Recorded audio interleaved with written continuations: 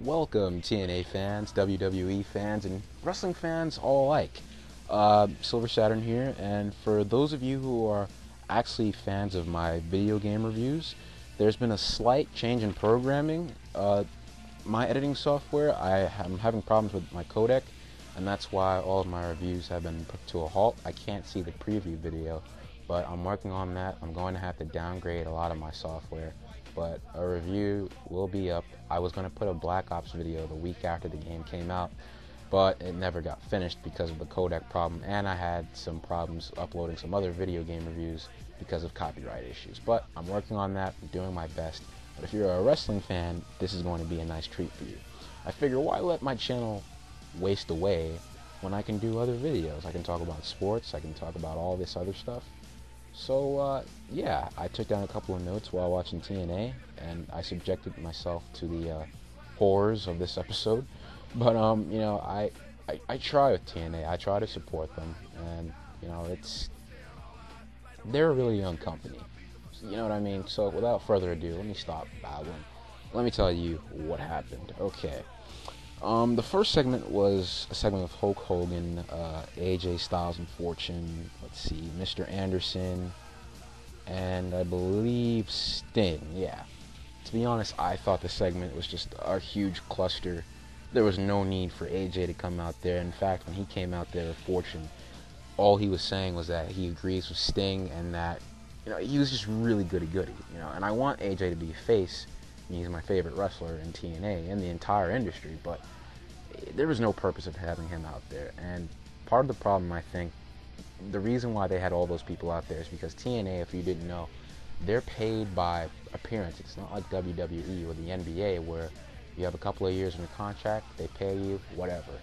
You get paid, let's say, $500 for working a match or just appearing even in a cameo on camera. And they have trouble because they don't want to miss certain dates, but they had to put all these guys on a storyline, and that's when they have problems. So that segment gets a negative. The second segment was absolutely dreadful. I'm not even going to count it as a match. It was a knockout title open challenge. Some lady came out. I don't really know her name. I'm not a TNA original fan. She lost in about a couple of seconds. It may have been quicker than the Victory Road matchup, that controversy with Jeff Hardy and Sting. But I'm not even going to count that as a match, but it's still a negative because the only thing that happened was Madison Rayne hit her finisher on the jobber. I'm just going to refer to her as a jobber. Sorry. But yeah, hit her finisher. That was it. Third segment was absolutely... Well, here's the thing. I thought it was funny, entertaining, but at the same time it was blasphemous. Had the Pope praying for people, and well, first of all, if you're not familiar with TNA wrestling, the Pope, it's a gimmick for this guy named D'Angelo Dinero. He tries to act like a pope, a pimpin' pope, you know what I mean? He tried healing a fat woman, a blind man, and the guy in a wheelchair. The latter, the wheelchair man and the blind man, were healed, but the fat woman, unfortunately, well, he couldn't do anything for her. And then Samoa Joe came out, and for whatever reason, the Pope pulled out a knife and tried to kill Mr. Green Hornet's, well, I don't even know if I should be talking about this segment. It was extremely horrendous. There was no need for it. Let's just move on. It gets a negative. Fourth segment, knockout segment. It featured the Beautiful People and, well, I guess I'll just call them the Beautiful People because Winter, she's become kind of a member of the clique. I like the way they're building the tension with Angelina, Velvet, and Winter. Winter is kind of a weird character, and she always appears out of nowhere in a mystical kind of way, and annoys the heck out of Velvet and Angelina was supposed to be in a street fight, which I'm coming to, but Angelina, instead of choosing her best friend Velvet, chose Winter, and that made Velvet pretty jealous. You know, I thought it was really cool. I like the tension that's beginning to happen in the group. No one really likes Winter, but Winter has this strange affection for Angelina, but I like the way the storyline's going, so this is the first positive in this TNA episode. To the next segment, they had Jeff Jarrett, Kurt Angle, and carrying Jarrett. And a lot of people don't like this storyline, but I, for one, I'm starting to enjoy it. I thought having the kids in there was kind of tasteless, but I'm starting to enjoy it. It feels real. And the only problem I felt with this segment is the fact that Jeff Jarrett was seriously injured. And in like non-kayfabe, he really was hurt. He got hit with a guitar. Kurt Angle acted like he was going to become friends with Jeff Jarrett. Buried the hatchet, gave him a present, opened it up, and it was a guitar, and then Kurt Angle proceeded to beat the living snot out of him. I thought it was dangerous. Usually when you beat people with guitars, they're fake, but TNA, fake guitars are for sissies. We like to do it real, you know what I mean?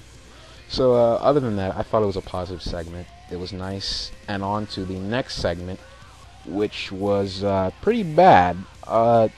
Gunner versus Murphy versus Rob Terry. All of these guys were heels. So once again, if you're not familiar with TNA, Gunner, Murphy, and Rob Terry, all of them are heels. Compare that to Sheamus, Wade Barrett, and Alberto Del Rio fighting for the Intercontinental title. The crowd was lost, of course. I heard a couple of pops for Rob Terry, but, it didn't make any sense. Plus, Gunner and Murphy, I thought it was going to be a tag team match. They came out together during the entrance. Just little things like that makes your segments and stuff look, pretty weak. The only positive thing that I liked out of this match was that there's this redhead in the front, and she was bad. She was the MVP of the show. I'm so glad they put the camera on her. She was bad. Anyway, the next was a street fight with Angelina, Rosita, Sarita, Matt Morgan, and I believe Hernandez, yes. And Winter. So, it lasted 1 minute.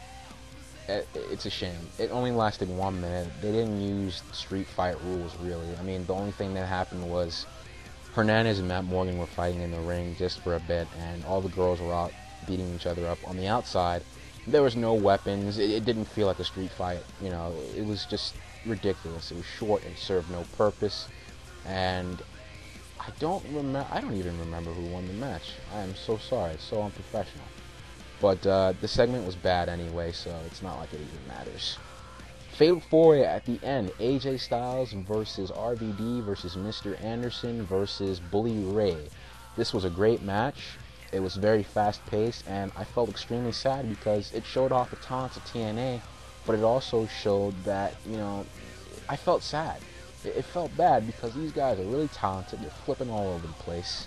I mean, they got the crowd into it. Everyone loves it.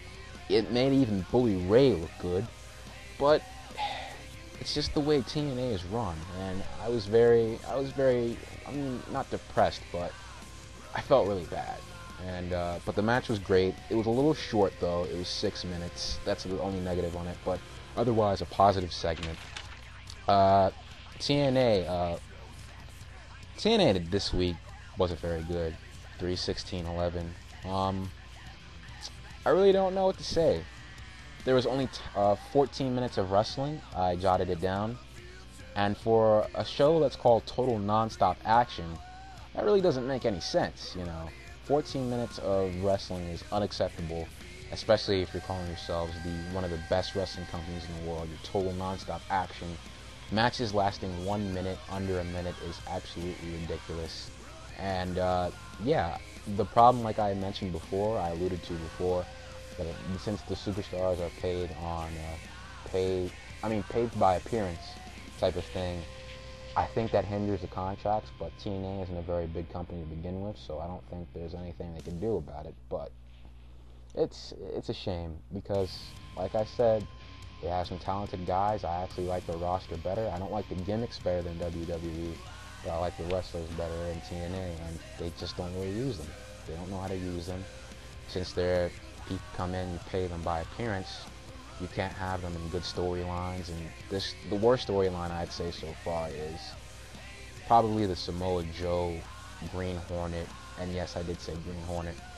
The Samoa Joe Green Hornet Pope feud. That's probably one of the worst feuds I've seen TNA crap out, but I try to support TNA, and that's why I watch it every week, and this has been my first review. So all in all, TNA on March 16, 2011 gets a 3.5 out of 10. The only reason why I got a 3.5 was because of the great main event and because of the Divas, well, I'm sorry, knockout segment. Plus, that redhead was so bad, man. She was bad. She looked awesome. But, yeah, this has been Silver Saturn Studios. I'm not going to rip off J-Dub, so, I don't know what I'm going to say to end the shows. Let's see. I can't. You know what? Let me just end the show. I'm digging a hole. Hope you enjoyed it. Hope it wasn't boring. But yeah.